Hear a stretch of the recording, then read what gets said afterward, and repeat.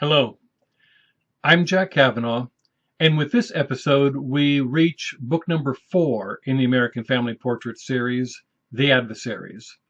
The Adversaries is set during the Civil War times. Now, this book has one chapter in particular that is very dear to me, chapter 15, which may surprise you, but there's a reason behind that. The story in chapter 15 begins with a cry, the president's been shot. And indeed, the president's carriage comes careening into the Union camp on the eve of the Battle of Fredericksburg.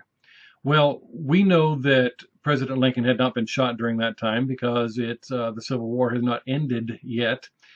And the character who came out of that carriage, the surprise of who was in that carriage, actually got me the 4-book contract with the publisher. And so this is the very first chapter that I wrote as a professional author. Now, I wrote it because the publisher wanted a chapter sample from the Civil War. In fact, they were even thinking about starting the series here in this book and then going back to the Revolutionary War time.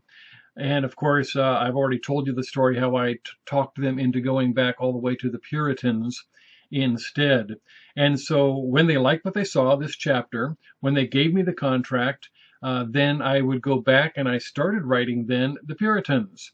And it wasn't until 2 years later, actually 2.5 years, that I finally caught up to this point and was able to pick up the story that I had started telling in chapter 15 of The Adversaries.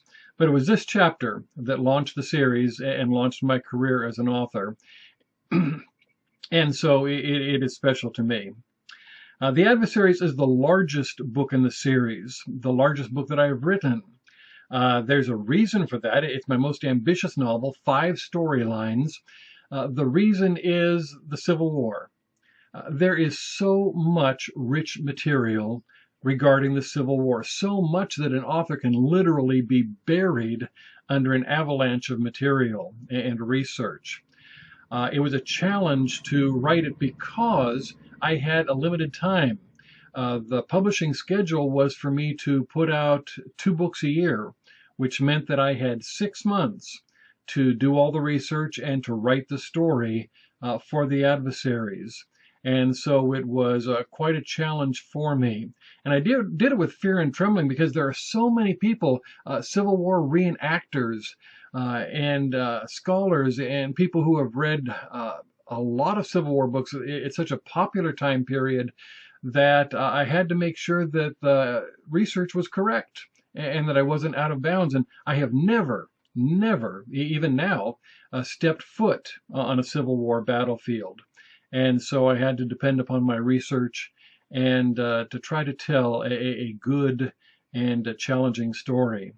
There were other challenges to writing this particular novel. One of the problems of writing the story was what to do with the N-word.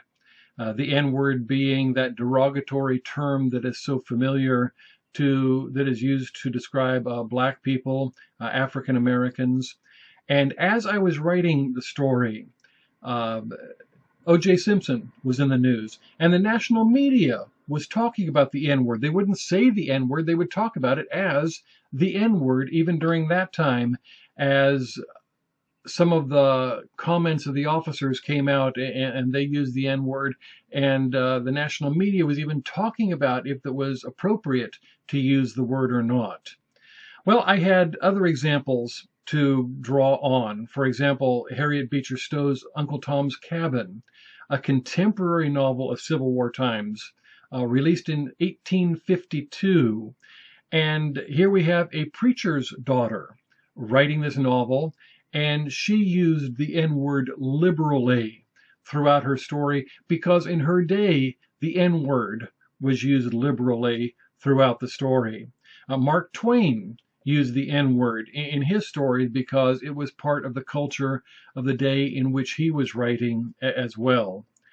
Ultimately, I decided not to use the N-word, and basically because it violated 2 key principles for me as a storyteller, mostly. It violated the cardinal rule of breaking the bubble.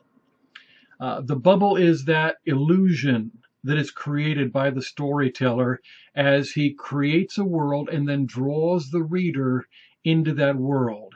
And for me, a cardinal rule of fiction is that anything that breaks that bubble needs to be taken out. That's why we try to get typos out of there, because the typos call attention to the print and it pulls you out of the illusion of the story. When I teach writers fiction, I even tell them, if you have a sentence, the best sentence you've ever written, a well-crafted sentence, but it's so well-crafted that the reader's going to say, whoa, that is really a good sentence. You need to rip that out of there, edit that out of there, because it breaks the bubble. It breaks that illusion that you've created. It breaks the world of fiction that you have drawn your reader into, and that's why it's wrong. The N-word would have done that. It would have called attention to the word itself, and it would have broken that illusory bubble of the story. But the second reason I did was the same reason I don't use cursing in my novels.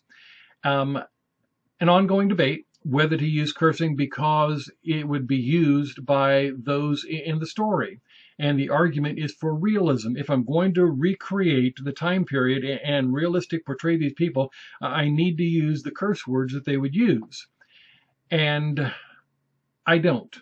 And for this reason, I take for my example Herman Wouk, who wrote The Caine Mutiny.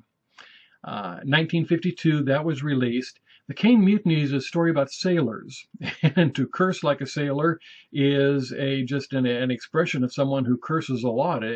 We just know that sailors curse, and it's part of their lifestyle. Herman Wouk wrote The Caine Mutiny, and in the front piece, he said that he did not use cursing in the novel, and he said he didn't use it because it would not add to the story.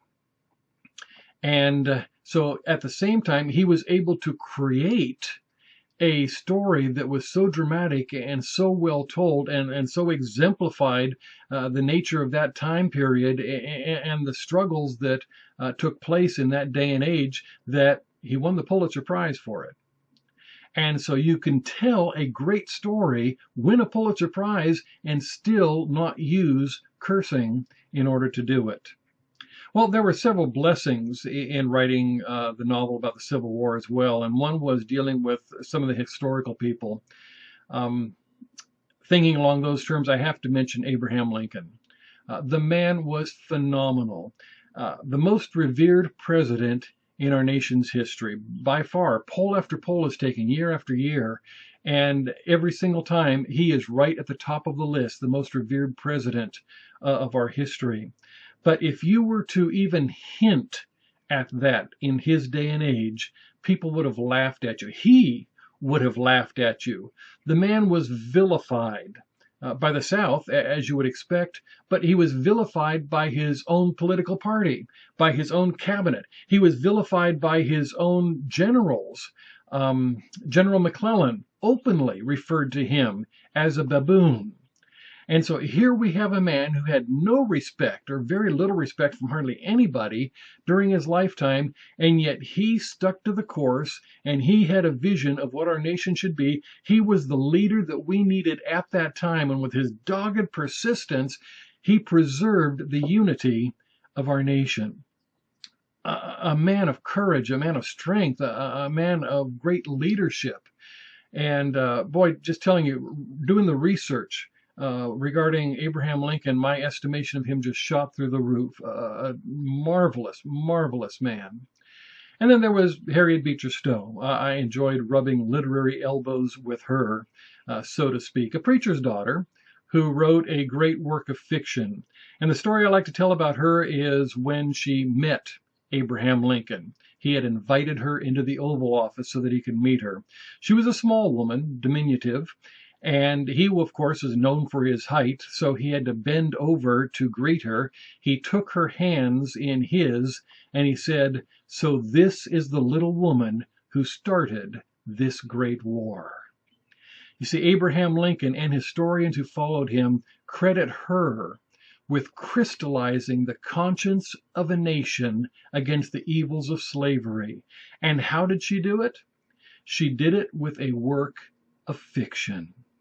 That's the power of fiction. It crystallized the conscience of a nation. And so, even in a small way, I hope that my fiction, those who read it, will be inspired to live courageous Christian lives in their world, that they will inspire their children and their children's children, and that maybe the ripples that pass down from generation to generation in that way will change the course of the nation for the good. That's my hope anyway. Well, this is Jack Cavanaugh. I've had a good time reliving The Adversaries with you. And until next time, God's blessings.